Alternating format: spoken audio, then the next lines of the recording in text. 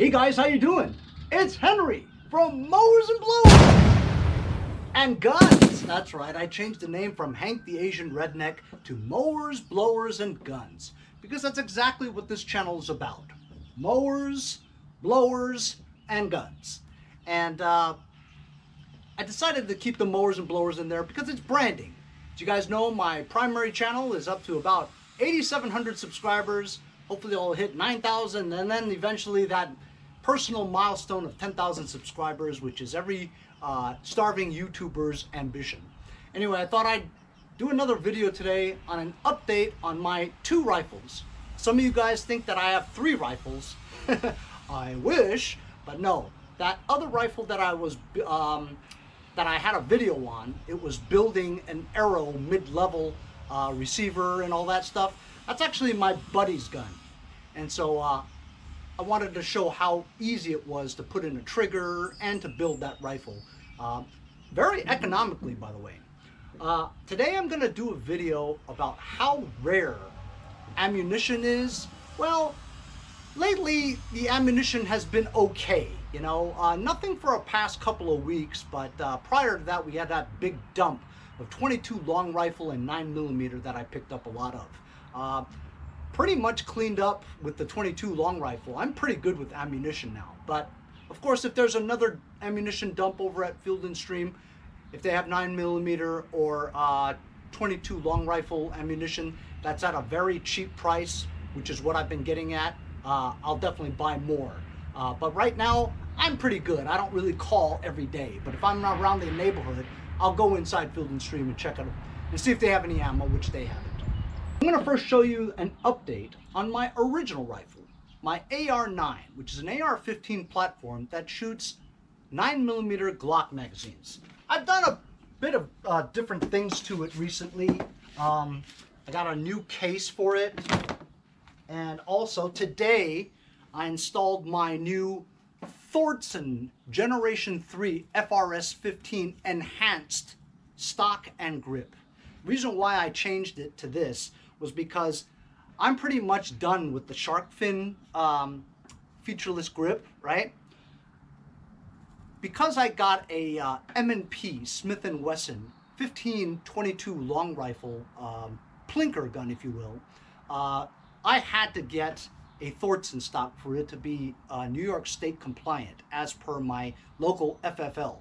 You guys should go and check out that episode where I buy it online, but I had to make the rifle New York State compliant before they could release it to me. After I went through a lot of hoops and hurdles to get it New York State compliant, I finally did get my gun, and I'm very, very happy. A little bit more money that I ended up thinking I was going to spend on it, but nevertheless still a good deal. Anyway, I like the Thorson grip and stock so much, right? So much better than the shark fin one, that I went and bought an FDE, flat dark earth themed Thorson stock. Same as the one for the Smith & Wesson. I just think it's great. I now kind of have 3 colors now. I've got the flat dark earth, which is a little bit darker, almost like olive drab almost. And then I've got my desert sand color, which is the original paint job that I did. I probably could paint it again, but you know, it looks pretty good. I have this thing now. I've got a tactical flashlight here with a pressure plate tape switch on here, and I got a tape switch holder that sits right on the Picatinny rail. And I also, because I'm going to be using this gun primarily for home defense, right? It is a little heavy and stuff like that, but you know, for home defense you got to do what you got to do, right? But I'm going to be using this for long range shooting over at the range. So with that, I also got a bipod. The bipod was only about $15 on eBay. It's decent, you know what I'm saying? And it could stretch too. You could loosen this and you can make it longer. I think it stretches from 3 inches to 6 inches. So that's a cool little bipod, you know what I'm saying? Also, the new additions that I have to this are, like I said, the flashlight with the pressure plate. It's very cool. I got rid of the laser because you don't really need a laser. Any of you guys want that laser flashlight combo? Let me know, I'll send it to you. I bought my buddy's Vortex VTX3, I believe. He wanted to get rid of it. I needed one, so I took my old 3x magnifier off of this one and I put it on my Smith & Wesson because it lined up better, and his vortex lines up perfectly with my Sig Sauer Romeo 5 red dot sight. I had to take away the riser in here, but that is just lined up perfectly. Also, he had it on the left side flip. I like it on the right side flip, so I had to take it apart, switch it to the right side. So this is fantastic. I mean, I absolutely love the way it looks right now, and more importantly, the way you can grip it comfortably and shoot with it, you know? I thought the Thorson grip was very ugly in the beginning, but it kind of grows on you, and it's really solid, you know what I mean? I'll tell you about the loopholes about why this is such a good featureless grip and why it's the one that's the least questioned on legality. So with the New York safe law, right, this is the trigger line right here. The web of your thumb and your forefinger cannot go underneath this line. And that's why the shark fin one was a good one to have. It's pretty legal, you know? However, it's uncomfortable, right? And also there's a question about the other ones where it kind of looks like this, and then people would say, oh, well, what about the thumb hole rule? You're able to put your thumb through it, and so you're violating the thumb hole rule. Well, there is another stock that looks like this that just has like a triangle hole in it. To me, that's not really legal because it's a perfect hole. The reason why the Thorson featureless grip is New York State compliant and it doesn't fall into that thumb hole category, right, is that if you look carefully, the stock is not attached to the buffer tube. There's a small little gap there, which means that it's not a complete hole. Get it? That's the loophole right there. It's not a complete hole because there's a gap here. So it doesn't close. So that's why you can use that. Why the juggernaut type one that cuts off right here, to me, is not really legal. The gray area, right? Trust me, if I could use the juggernaut grip, I would love it, right? But the juggernaut grip is the same exact angle as the Thorson one, but it stops right there. So you can just grab it. The reason why is because with that grip, you could lower your hands to the very bottom where your web of your thumb and your forefinger is below the line, which makes it illegal. Because the Thorson grip is attached to this stock right here, your hand being here you're limited to where your web of your hand goes down, you know what I mean? So that's why the Thorson featureless grip is right now the leading legal grip out there. There actually has not been one case where somebody using a California or New York Thorson enhanced FRS 15 stock and grip has gotten in trouble. But people have gotten in trouble for the spur, the fin, the juggernaut, right? There are cases out there, I don't know them specifically, but right now, the Thorson featureless grip stock is the most legal with absolutely no cases out there, which is why I decided I was gonna get this. So anyway, enough about the stock. I'm gonna show you my Smith & Wesson MP1522. So I'm gonna go with my second case here, and here it is. This is my Smith & Wesson M&P for military and police 1522 long rifle. I haven't really touched it too much other than add a few things. As you know, the green dot sight, which also, by the way, switches to a red dot sight if you want it, right? I put my original Leapers UTG 3x magnifier from the 9mm gun to this one because it matches up perfectly to the Smith & Wesson red dot sight. So being that it matches up perfectly, it's fantastic.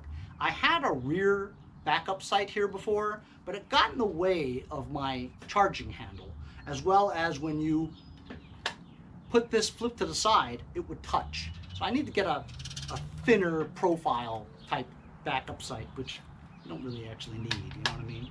But I've got the front sight here. I've got a I've got my fixed barrel there, welded and pinned, stainless steel. Got a M-lock rail here for Picatinny, and also I bought this cheap little flashlight on eBay. I think it was like $5 or $6 or something. It's kind of tactical, it's lightweight, and it's fine. You know, I wanted a light because it was lightweight, and it looks pretty cool, you know, on the bottom. So this has, as you know, from Campsite, my FFL, local FFL dealer. They installed this Thorson grip on here. I mean, I absolutely love it. I think it looks great, and it feels so comfortable, you know. And this is all polymer, so it's very, very light. So what was I missing from this to be a complete weapon, if you will? What am I missing? That's right, magazines. I have plenty of ammo, and I've got this nice 22 long rifle plinker, which I'm going to be shooting 200-300 rounds when I go to Calverton and gun range and shoot with my friend, and maybe my son might join me too. He has some interest in guns as well.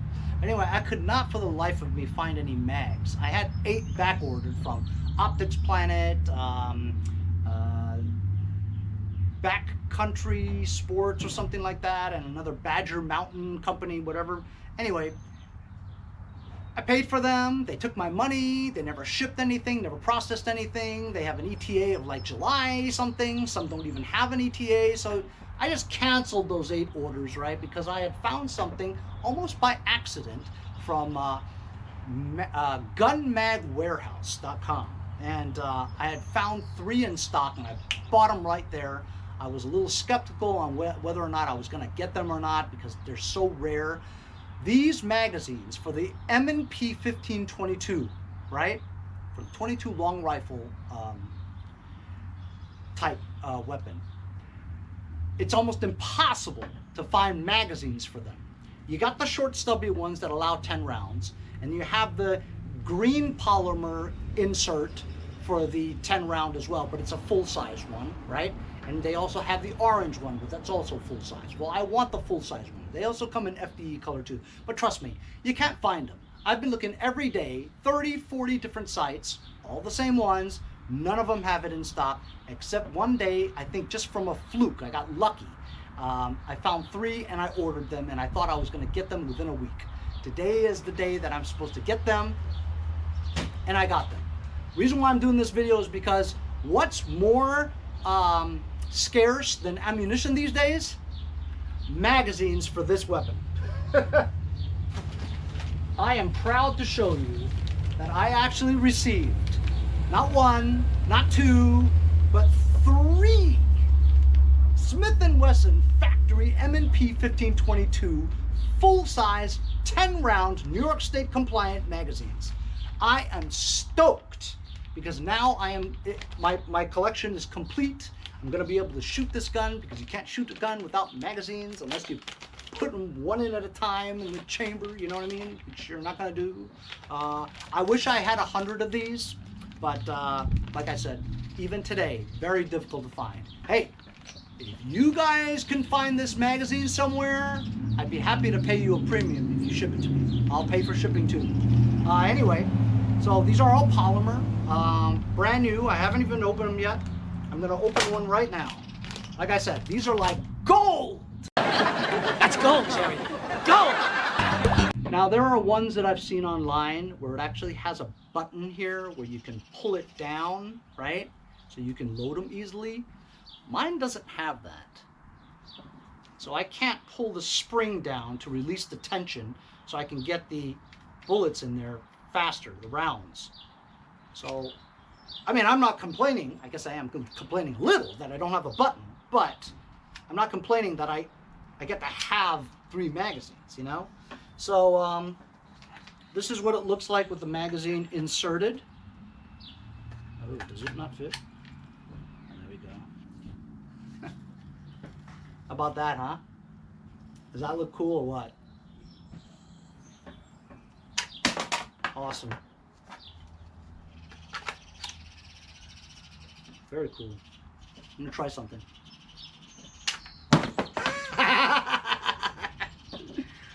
Oh man, I'm stoked, man. Yeah, so these magazines, are more rare than ammunition. Forget about the shortage in ammunition. What about the shortage of these mags? Anyway, that's my video for today, telling you a little bit about the Thorson stock, why it's the best featureless grip that I believe you could have in the state of New York. Now, California has a similar law, but they're a little bit different. In California, you can actually have a muzzle brake on it or a flash hider on here. That's legal. I don't know about silencers, or suppressors, but I think you can put an like an A2 flash hider, same one I had on here, but I took it off because New York doesn't allow that. And also, I believe that you're allowed to have the angled foregrip too in California. So California's laws are a little bit more lenient than New York. But I wanted to talk a little bit about the Thorson featureless grip, which I absolutely love, which I now have 2 of.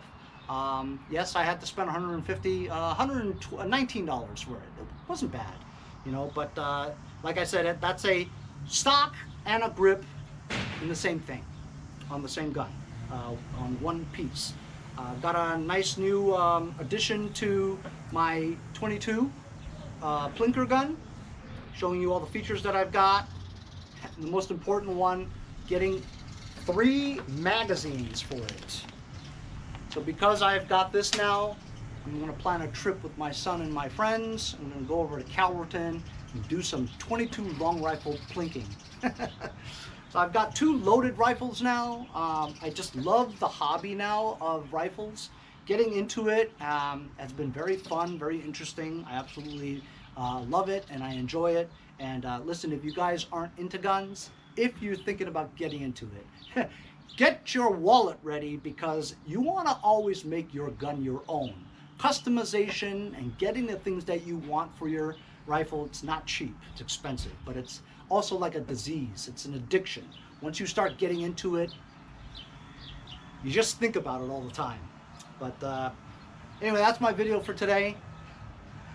Send me some mags if you guys can get them, okay? Thanks a lot. Hope you guys enjoyed the episode. We'll see you guys next time on Mowers, Blowers, and Guns.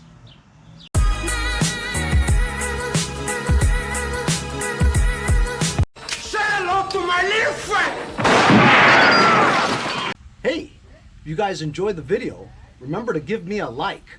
Also, comment below. Subscribe. Remember, it doesn't cost anything to subscribe. It's free, right? Also, hit that little bell. That way you'll get post notifications whenever there's a new video and you won't miss out on any of them. Remember to follow my Instagram and Facebook, as well as if you'd like to donate $1 or 2, paypal.me/mowersandblowers. Really appreciate all the support. Also, to keep the videos coming every day, support the channel. Bye.